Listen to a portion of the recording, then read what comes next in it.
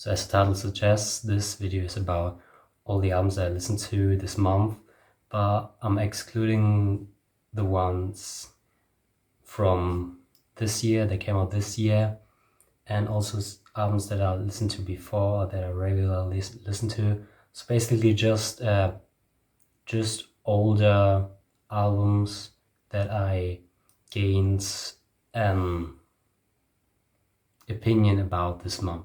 So these can also be albums that I listened to before but that I don't remember much of, or that I just didn't listen to enough to have an opinion about.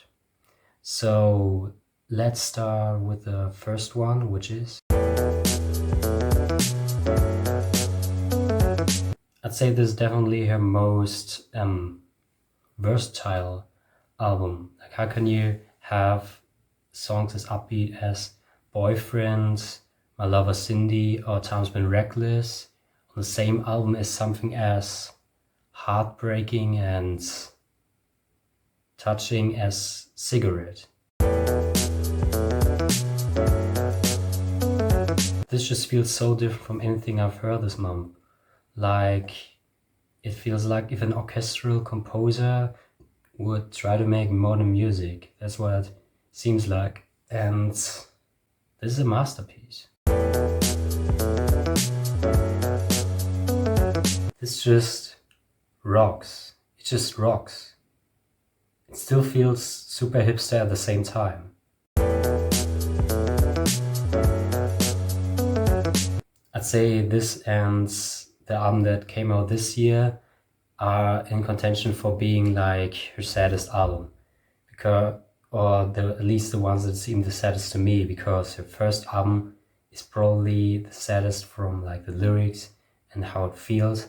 But if someone comes out with a debut album that is sad before their initial breakthrough into the music scene, then I always attach the thought to it that, maybe after that they'll get better. But if someone comes out with a sad album in the middle of their career with like talking about self-doubt and not liking the kind of person that you are, without any major events triggering those feelings, then it seems kind of out of touch to assume that they'll get better. But I'm Not Where You Are is such a banger. Just, you have to listen to it. It's so catchy. Unbelievable. This is like very fun, very fast, but weirdly enough it isn't very loud. So make of that what you will. Wow. Just wow. Wow. Edge of 17 is a great rock song, and Stevie Nicks is a great singer. Or should I say was? I mean, this album is like 40 years ago, but she's still alive, so I guess that'd be kind of hard to touch, wouldn't it?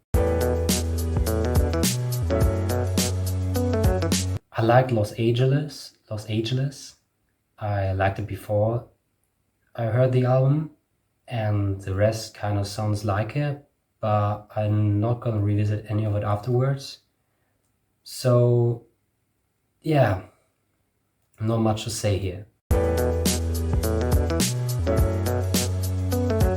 The main difference I'd say between this one and Loveless is that Loveless still had like a lot of melodies that you could make out behind like this wall of sound, as there were still like sometimes kind of clean guitars and you could make out melodies. While here there's only this curtain of sounds is all that exists here. So you just have like this, just that wall of sound thing. But it feels very pleasant, has a specific vibe.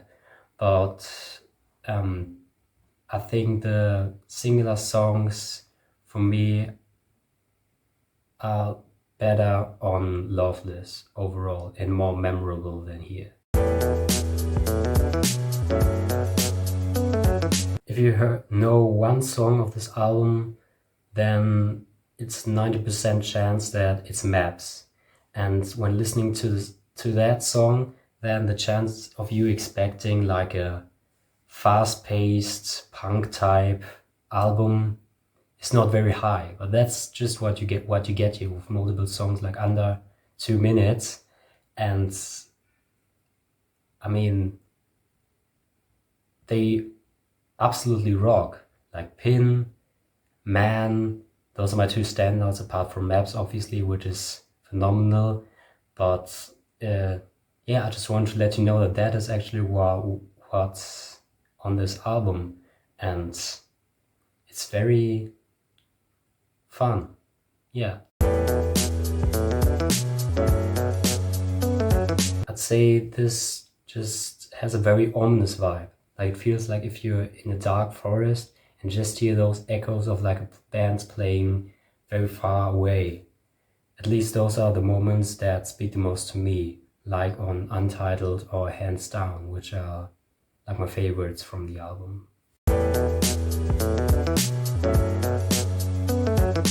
think the main thing that held me back from really loving the debut album was that the production, while being chosen to be as gritty and slacker as it was, just went a little too far in that direction for me on some songs.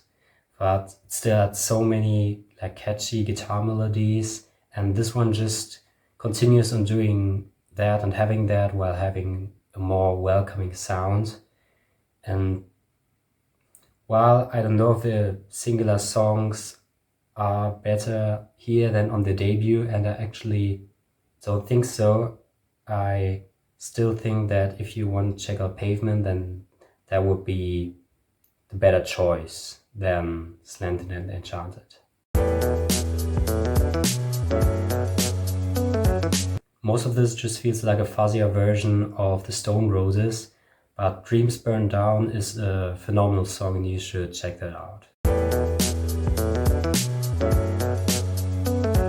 How the hell do you come up with Solo of October All Over?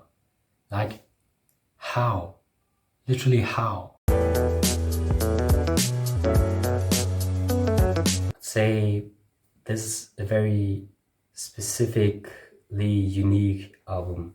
It feels like Depeche Mode at their most disturbing, but the terrifying aspect of that is pushed to its max. And while for Depeche Mode, singing always felt like being a part of the terror, here it also is, but still seems kind of terrified itself. So I definitely recommend this, as it is not just very unique in what it's trying to do, but actually also very good at it.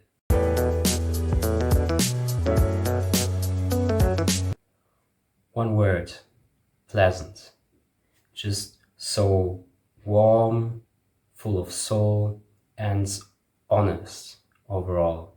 And my favorite song would be The System Only Dreams in Total Darkness. That is beautiful. I honestly just listened to this one because I thought I had to listen to something more fun. And this was just what I expected, even more so actually, because like pretty much every single song is like memorable and fun.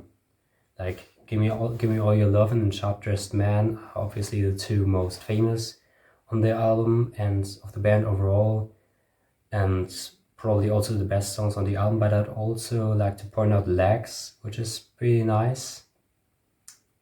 By the way, it also inspired me to write this riff, so check it out.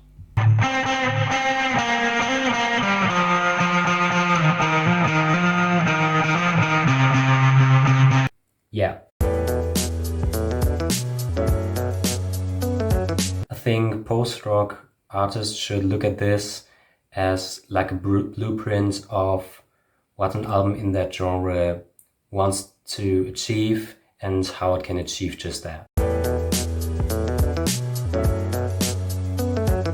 With all the songs being very short and also not very different from one another, one could expect this to feel kind of unfinished.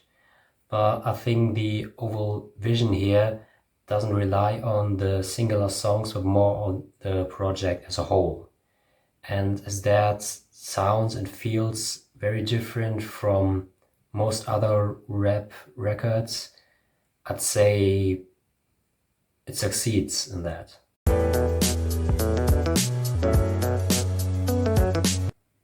Wow. Just wow. Wow.